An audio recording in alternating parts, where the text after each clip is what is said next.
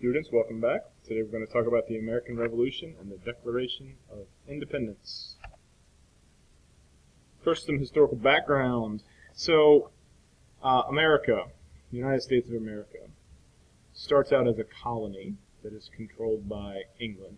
England established its control over North America by starting the colony of Jamestown back in 1607. And England would control not only Virginia, where Jamestown was located, but the other colonies for many, many years to come.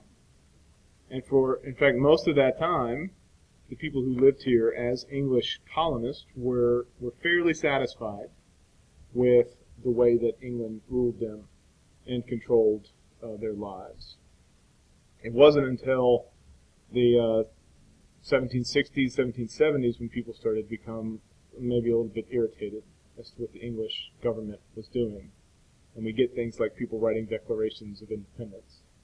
So let's explore how that develops over the years by going all the way back, looking at the way things were before, and the factors that contributed to the change that took place. So when you look at how England governed the colonies for most of the time that it was doing so, Great Britain or England looked at the American colonies as something that they possessed, but it was something that they wanted to sort of strongly control and also protect. I mean, there were a lot of resources and a lot of trade opportunities over here in America, and England just wanted to make sure that they got out of it what they wanted to get out of it. So they set things up in such a way that kind of benefited England, but the side effect of this was that it benefited the colonies in a lot of ways as well. The main way that England shaped how it governed the colonies was through these laws called the Navigation Acts. And the Navigation Acts regulated trade going into and out of the colonies. The main rule of the Navigation Act was that the colonies could only trade with England. They could not trade with France, they could not trade with other countries in Europe, they could not trade with Asia, they could not trade with Africa. If they wanted to trade with those other countries, they had to do it through England. So essentially everything is going into and out of and through England, if you're talking about trade in the colonies. The purpose behind this is to make sure that colonial trade benefited England, and this helped England get very, very rich off of the resources that America had to offer in the market that America gave them as a place to trade goods. This worked pretty well. Both sides of the ocean, England and America, were satisfied with this. And so the colonies fall into this phase that historians call salutary neglect.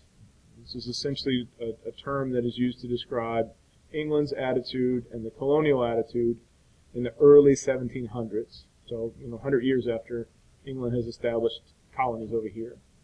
And just like the term implies, the whole idea behind salutary neglect was that as long as things were safe and orderly and colonists were following the Navigation Acts, England, Great Britain sort of left them alone, let them do their own thing. Internal matters, local affairs, that kind of stuff was all being handled over here by colonial leaders. As long as the Navigation Acts were being maintained and as long as all of that trade was going through England, England was satisfied. And Americans, for the most part, were satisfied as well, because being a colony of England made them essentially a part of one of the more powerful countries on the globe at that time, and there were a lot of benefits that came along with that. This begins to change in the mid-1700s when England goes to war with some other European powers. The famous war that historians remember as kind of the big turning point is the French and Indian War.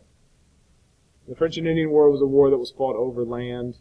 There was a war going on for land simultaneously in Europe, but the conflict that happened in North America is referred to as the French and Indian War because it's the English and their colonists versus the French colonists in Canada, and Native Americans. and this was fought entirely for land. England wanted land that France controlled in North America, and they fought one another for it, essentially. England would win the French and Indian War, but at great cost. It took a lot of money to pay for armies and soldiers and ships. England is fighting France not only over here in North America, but in other places around the globe as well. So it was a very costly victory. And the English government at the end of the war was saddled with quite a bit of debt and had to figure out a way to pay for all the war expenses. So the debt that England is facing and some other problems and situations that England tries to solve end up creating a situation where American colonists start to dislike their British leaders.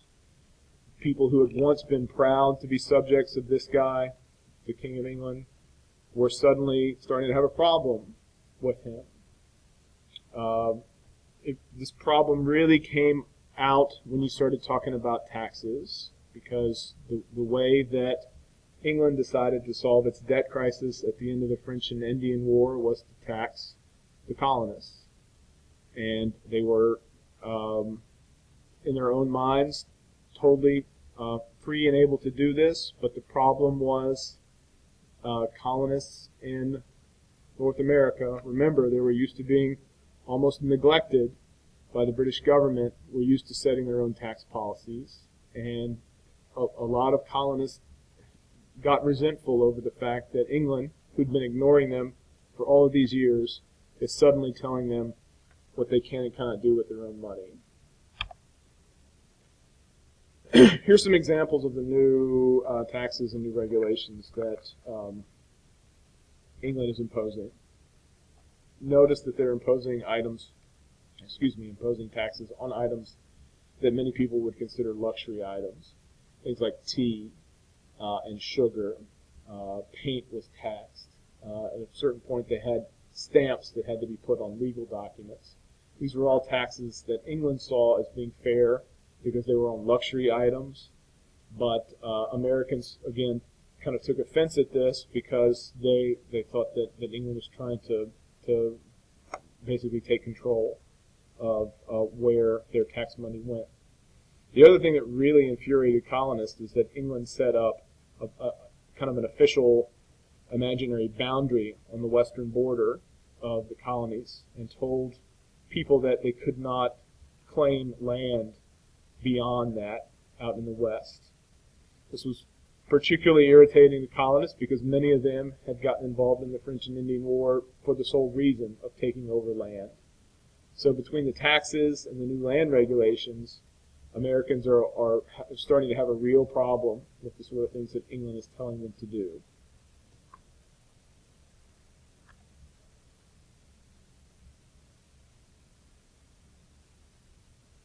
American colonists start to respond to what they view as the problems with England by protesting.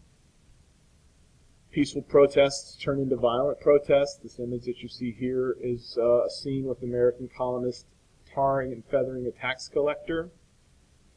The scene that you see here is the Boston Tea Party, where colonists disguised themselves as Native Americans and threw tea off of a British ship into the harbor.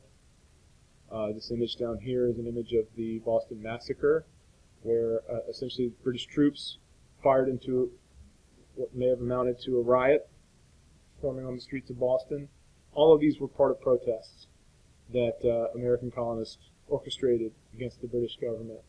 Eventually, colonists form a military to fight against Great Britain.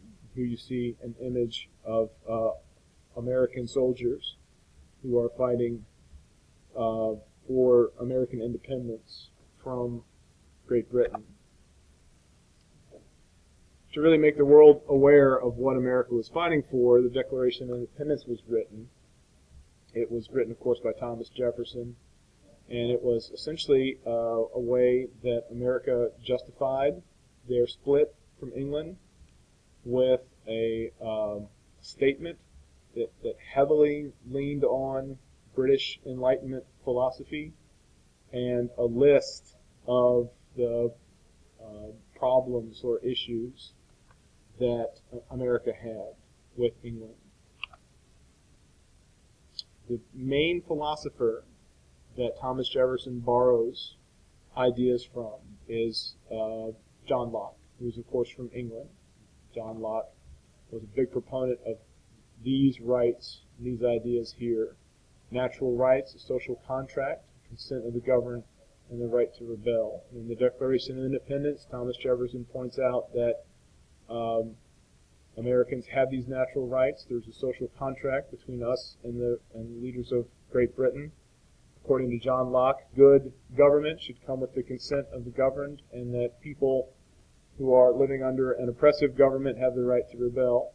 So essentially what Thomas Jefferson is doing is he's using John Locke's words, which is of course English philosophy at this time, as a way to justify the American Rebellion.